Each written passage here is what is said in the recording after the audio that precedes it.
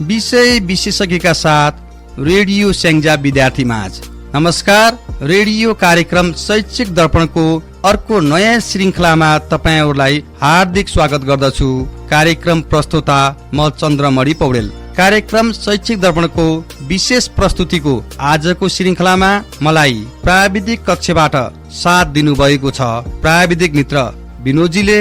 यो कार्यक्रम प्रत्येक दिन साँझ 6:30 बजेदेखि 7 बजेसम्म सामुदायिक रेडियो स्याङ्जा FM मा प्रसारण हुने गर्दछ। यो कार्यक्रम विशेषतः कक्षा 12 को परीक्षाको तयारीमा रहनुभएका विद्यार्थी भाइ बहिनीहरूका लागि तयार पारिएको विशुद्ध शैक्षिक कार्यक्रम हो। यस कार्यक्रममा हामीले विषय विशेषज्ञलाई स्टुडियोमा नै बोलाएर परीक्षा र सम्बन्धित विषय वस्तुको तयारी कसरी गर्ने, आफ्नो लेखन शैलीलाई कसरी सुधार गर्ने अनि परीक्षामा समय व्यवस्थापन कसरी गर्ने र परीक्षामा सोधिन सक्ने सम्भावित प्रश्नहरूको सेरोफेरोमा रहेर उहाँहरूसँग कुराकानी गर्ने गर्दछौँ। कुराकानीको लागि आज पनि हामीले एकजना त्यस्तै शैक्षिक व्यक्तित्वलाई स्टुडियोमा बोलाएका छौँ। उहाँ हुनुहुन्छ श्री नवज्योति माध्यमिक विद्यालय बिरुवा गाउँपालिका 1 स्याङ्जाका लेखा विषयका शिक्षक सूर्य प्रसाद रेग्मी। आउनुहोस्, सूर्य सरलाई कार्यक्रम शैक्षिक दर्पणमा स्वागत गरौँ। स्वागत छ सर हजुरलाई यस कार्यक्रममा। धन्यवाद सर। अब लेखा विषयको शिक्षण गरिराख्नु भएको छ। हजुर सर। र लेखा विषयमा ठुलो संख्यामा विद्यार्थी भाइ बहिनीहरू अनुत्तीर्ण भएको यथार्थबाट अवश्य भाग्नुहुन्न होला। लेखा विषयमा ठुलो संख्यामा विद्यार्थी भाइ बहिनीहरू असफल हुनुका कारण र यसका समाधानका केही पाटाहरू औल्याइदिनुहुन्छ कि? अवश्य चन्द्रमणि सर, धेरै असफल भएको पाइन्छ। यसको धेरै कारणहरू हुन सक्छन्, जसमध्ये प्रमुख कारणहरू विद्यार्थीहरूले न्युमेरिकल भनेपछि सर आफैमा पहिले डराउने, त्यस्तै गरी आएर न्युमेरिकल प्र्याक्टिस न्यून गर्ने, त्यस्तै गरी आएर सर एक्जामको टाइममा मात्र प्र्याक्टिस गर्ने, अरू टाइममा प्र्याक्टिस नगर्ने, त्यस्तै गरी तल्लो लेभलबाटै एकाउन्ट र म्याथ जस्ता सब्जेक्टमा कमजोर भएको कारण कक्षा 12 को एकाउन्टमा धेरै विद्यार्थीहरू असफल भएको पाइन्छ।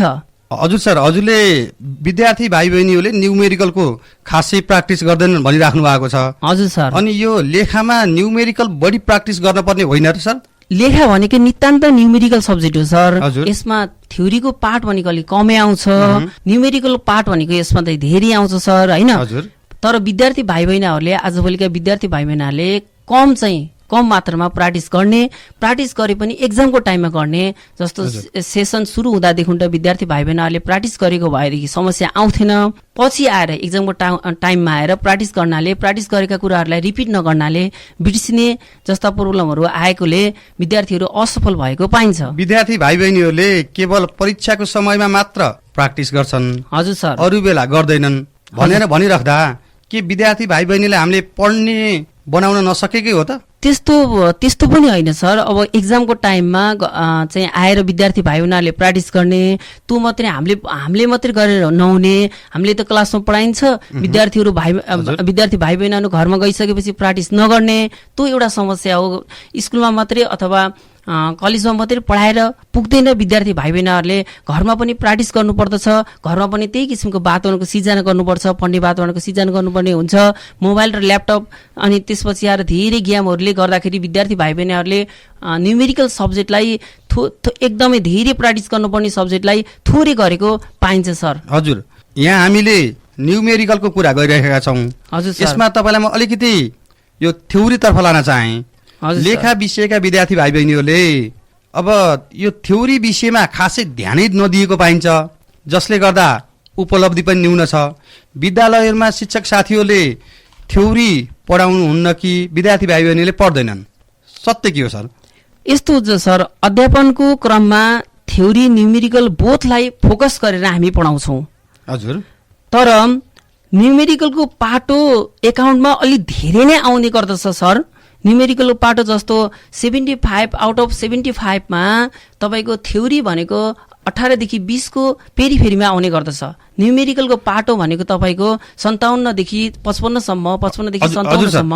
18 देखि 20 सम्म थ्योरी त्यो ठुलै अंकबार होइन सर?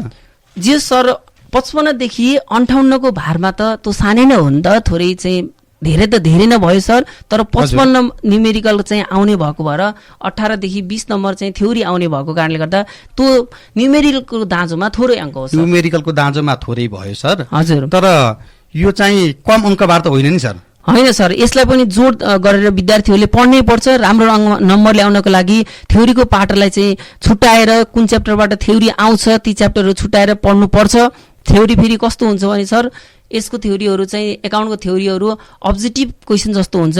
1 मार्क्समा धेरै प्रश्न सोधिन्छ, 8 वटा 1 मार्क्समा सोधिन्छ भने 5 मार्क्समा सर्ट क्वेसनहरू 16 र 19 मा 16 नम्बर क्वेसन नम्बर 16 र 19 मा पनि थ्योरीको पार्ट जोडिएको हुन्छ। ती चाहिँ 5 मार्क्सको सर्ट क्वेसन हुन्छन्। ती क्वेसनहरूमा पनि 1 अथवा 2 सेन्टेन्समा एन्सर दिने खालका हुन्छन् सर। हजुर सर, हजुर। अब यसको मतलब हामीले के बुझ्नु पर्यो, विद्यार्थी भाइ बहिनीले के बुझ्नु पर्यो भने थ्योरी पढ्नै पर्छ, शिक्षक साथीहरूले पढाउनै पर्छ र विद्यार्थी भाइ बहिनीले पढ्नै पर्छ।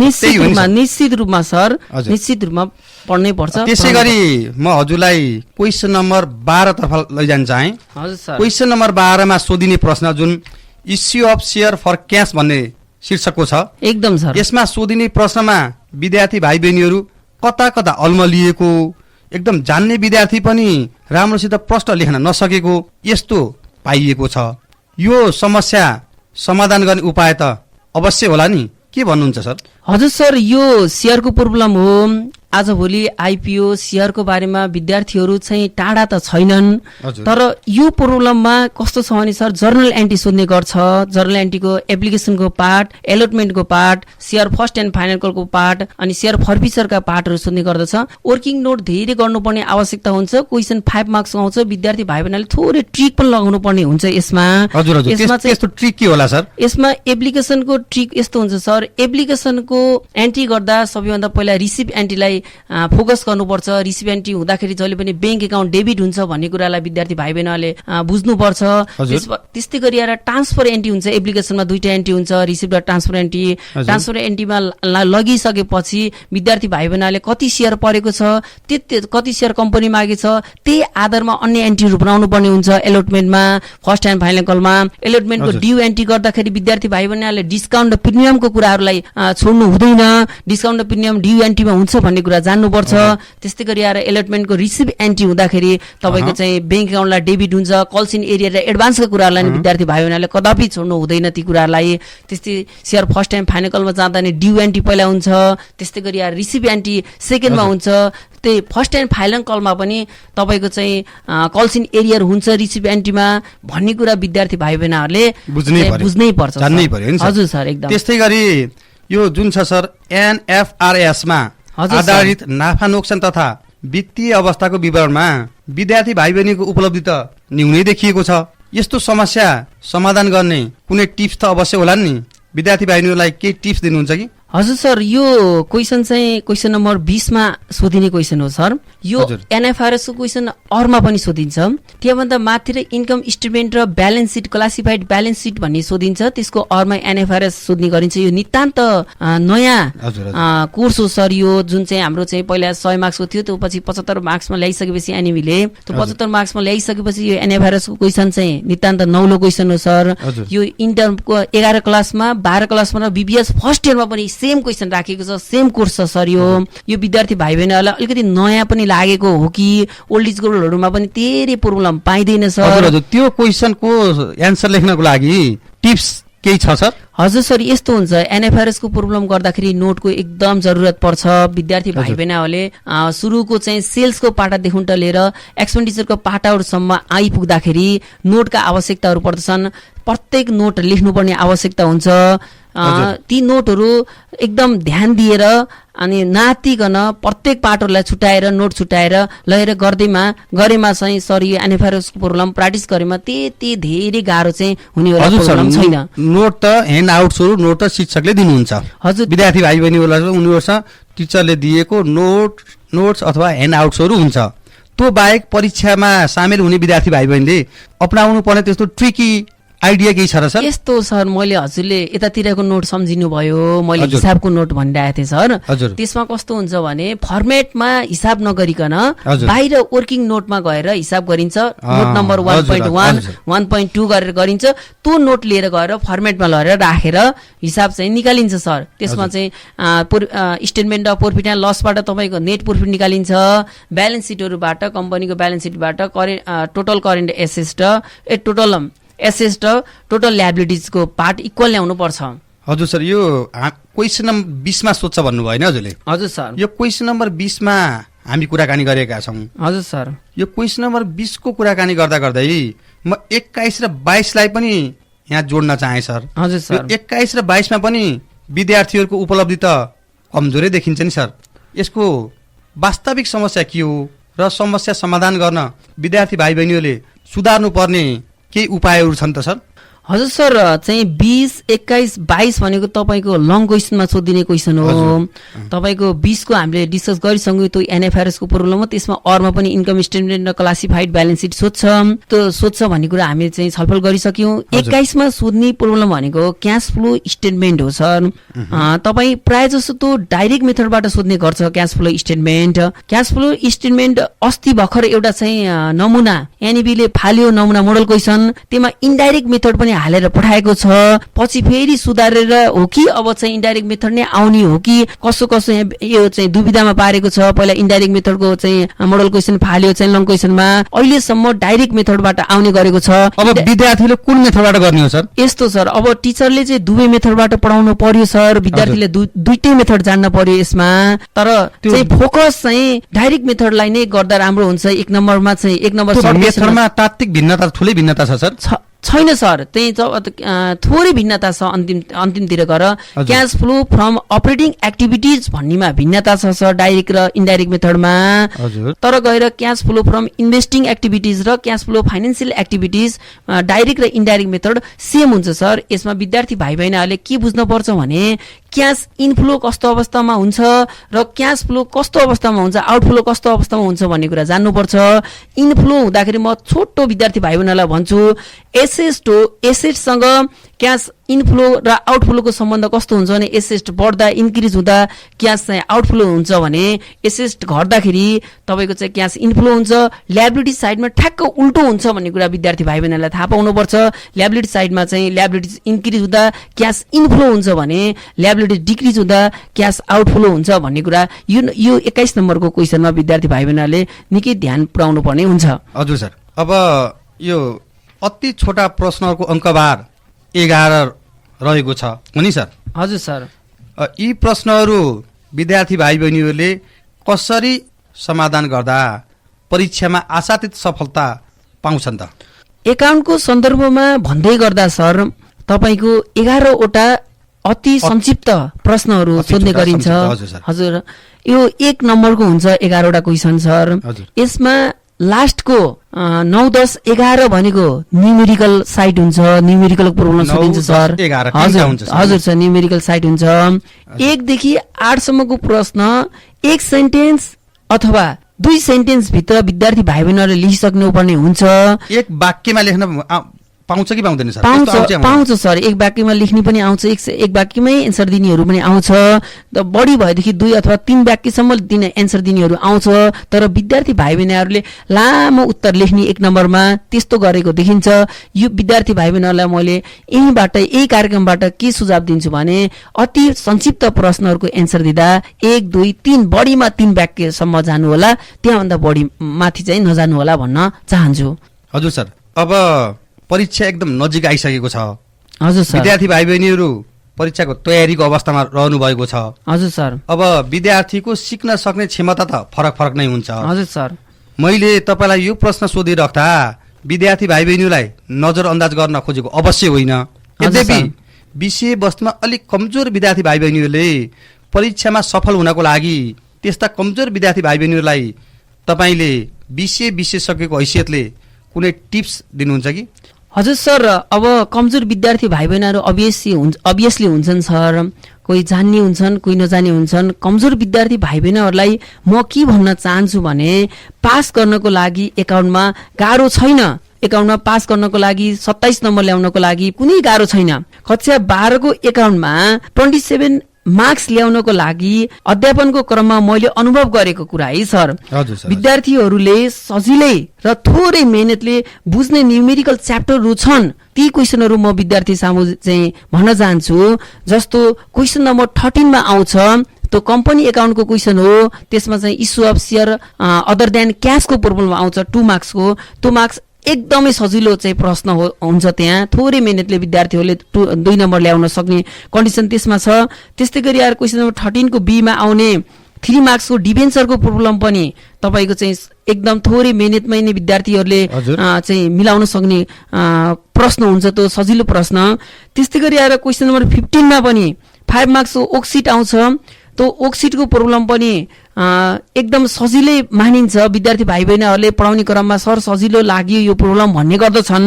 त्यस्तै गरी आएर क्वेसन नम्बर 17 को बी मा लिफो फिफो भन्ने च्याप्टर अब एकाउन्टै नपढेकाले पनि सरहरूले पनि कहिलेकाहीँ सर लिफो फिफो पढाउनु भयो भनेर जस्तो त्यस्ता कुराहरू पनि आउने गर्दछ सर। त्यो 3 नम्बरको आउँछ सर, पहिला 5 मार्क्सको आउँथ्यो, अहिले चाहिँ कोर्स चेन्ज गरिसकेपछि 3 मार्क्समा आउँछ त्यो सर। त्यस्तै गरी आएर क्वेसन नम्बर 22 मा आउने लङ क्वेसन 8 नम्बरको हुन्छ सर, कस्ट सिट टेन्डर सिटको कुरा हुन्छ। यो पनि विद्यार्थी कमजोर विद्यार्थीको लागि यो न्युमेरिकल धेरै चाहिँ गाह्रो छैन, यो सजिलैसँग बुझ्न सक्छन्। कोर्स अफ डिजाइन नै चाहिँ सजिलो गाह्रो मध्यम खालको गरेर चाहिँ डिजाइन नै हुने गर्दछ। यी प्रब्लमहरू न्युमेरिकलको पाटोमा यति प्रब्लमहरू विद्यार्थीले सल्भ गर्नेमा र चाहिँ तपाईँको थ्योरीमा पनि 2टा च्याप्टरहरू छन् जुनले धेरै ठुलै अङ्क चाहिँ वेटका छन्, धेरै अङ्क आउँछ ती च्याप्टरहरूबाट। जस्तो चाहिँ थ्योरीमा चाहिँ धेरै मार्क्स आउने च्याप्टरमा कम्प्युटर सिस्टम इन एकाउन्टिङ जुन लास्ट च्याप्टर छ, कम्प्युटर सिस्टम इन एकाउन्टिङ हजुर यो चाहिँ 6 मार्क्सको आउँछ। यसबाट 1 मार्क्सको चाहिँ तपाईँको चाहिँ भेरी सर्ट क्वेसन र 5 मार्क्सको चाहिँ सर्ट क्वेसन चाहिँ आउने गर्छ सर। यो चाहिँ त्यस्तै गरी आएर तपाईँको अर्को थ्योरी च्याप्टर पनि सजिलो छ, जुन चाहिँ विद्यार्थी भाइ बहिनीहरूले चाहिँ यो बुझ्न पर्यो कि कस्ट एकाउन्टिङ र कस्ट कन्सेप्टबाट पनि 2टा अति संक्षिप्त प्रश्न 1 नम्बरको र 5 नम्बरको चाहिँ सर्ट क्वेसन गरी 7 मार्क्सको थ्योरी त्यहाँबाट सोध्ने गर्दछ। यी च्याप्टरहरूलाई फोकस गरेर पढेमा यी च्याप्टरहरूलाई थोरै मेहनत गरेर पढेमा पनि बुझ्न सकिन्छ, जुन कमजोर विद्यार्थी भाइ बहिनीहरूको लागि यो उपयुक्त होला। चन्द्रमणि सर, तपाईँले जुन भन्नुभएको छ यो च्याप्टरहरू हजुर सर विद्यार्थी भाइ बहिनीहरूले राम्रो तयारी गर्न सके उहाँहरूलाई कम्तीमा पनि 27 हजुर सर एकदम सर हजुर निश्चित रूपमा सर। अब हामीले कमजोर विद्यार्थी भाइ बहिनीहरूलाई कसरी पास गराउने भनेर कुरा गरिराख्दा हामीले A+ ल्याउन सक्ने क्षमता भएका विद्यार्थी भाइ बहिनीहरूलाई इग्नोर गर्न त अवश्य मिल्दैन। हजुर सर, A+ सम्म ल्याउने क्षमता भएका विद्यार्थी भाइ बहिनीहरूलाई के सुझाव दिनुहुन्छ? हजुर sir, account totally sir numerical subject हो। यसमा थ्योरीको पार्ट त छँदा त छ, तर थ्योरीको पार्ट भए तापनि थ्योरीमा पनि न्युमेरिकलमा जस्तो 1 नम्बरको प्रश्न आउँछ, 1 नम्बरको एन्सर दियो भने ठ्याक्कै 1 नम्बर आउँछ, 0.5 आउने सम्भावना अलिक कमै भएको चाहिँ क्वेसन छ भनेको मतलब अब्जेक्टिभ क्वेसन खाले जस्ता प्रश्नहरू सोध्ने हुनाले A+ अर्थात् 75 मार्क्समा 68 ल्याउन अन्य सब्जेक्टमा जस्तो गाह्रो हुँदैन। एकाउन्टमा अन्य सब्जेक्टको तुलनामा A+ धेरै विद्यार्थीहरूले ल्याएको पाइन्छ। A+ ल्याउने क्षमता भएका विद्यार्थीहरूलाई के भन्न चाहन्छु भने लङ क्वेसन नम्बर 20 मा आउने इन्कम स्टेटमेन्ट अघि नै डिस्कस गरिसकेको थियो, क्लासिफाइड ब्यालेन्स सिट अथवा त्यसको अरमा आउने statement of profit and loss, त्यस्तै गरी आएर statement of the financial position solve गर्दा यी 2टा क्वेसनहरू सल्भ गर्दा थोरै होसियारी अपनाउनु होला, किनकि धेरै आइटमहरू क्वेसनले सोधेको हुन्छ। एउटा न एउटा आइटम छुट्न सक्छ, त्यहाँ एउटा आइटम छुट्दै गएमा तपाईँको चाहिँ एन्सर आउँदैन। तपाईँको परीक्षा हलमा नै तपाईलाई यी 2टा क्वेसनको एन्सर त्यही थाहा हुन्छ, वहाँ मिले नमिलेको थाहा हुन्छ। जस्तो तपाईँको हलमै थाहा हुन्छ क्याश फ्लो स्टेटमेन्ट र स्टेटमेन्ट अफ प्रॉफिट एन्ड लसको क्वेसन एक्जाम हलमै विद्यार्थी भाइ बहिनीले मैले मिलाइन भन्ने कुरा थाहा पाउँछन्। त्यसकारणले गर्दा यस्ता क्वेसनहरू हजुर सर, हामी अब कार्यक्रमको करिब अन्त्यतिर आएका छौँ। हजुर सर, अब 12 क्लासको परीक्षा एकदम नजिक आइसकेको छ। एकदमै सर, 12 कक्षाको परीक्षामा सहभागी हुने विद्यार्थी भाइ बहिनीहरूलाई अन्त्यमा केही सुझाव दिनुहुन्छ कि? हजुर सर, अब 26 गतेबाट हुन गइरहेको कक्षा 12 को एक्जाममा सहभागी हुने सम्पूर्ण विद्यार्थी भाइ बहिनीहरूलाई अल द बेस्ट त म भन्न चाहन्छु। साथै नमुना परीक्षा प्याकेज स्याङ्जामा तपाईको मैले लगायत साथीहरूले चाहिँ सञ्चालन गरिएको छ सर।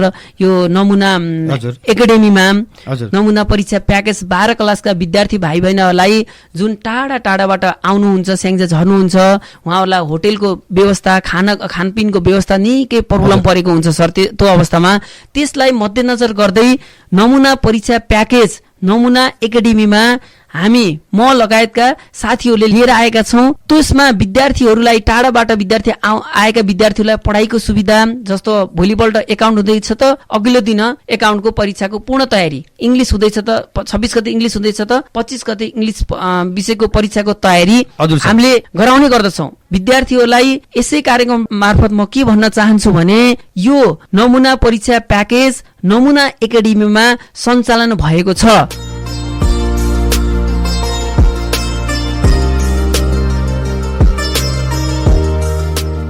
श्रोता, रेडियो कार्यक्रम शैक्षिक दर्पणको यो श्रृङ्खला यहाँहरूलाई कस्तो लाग्यो?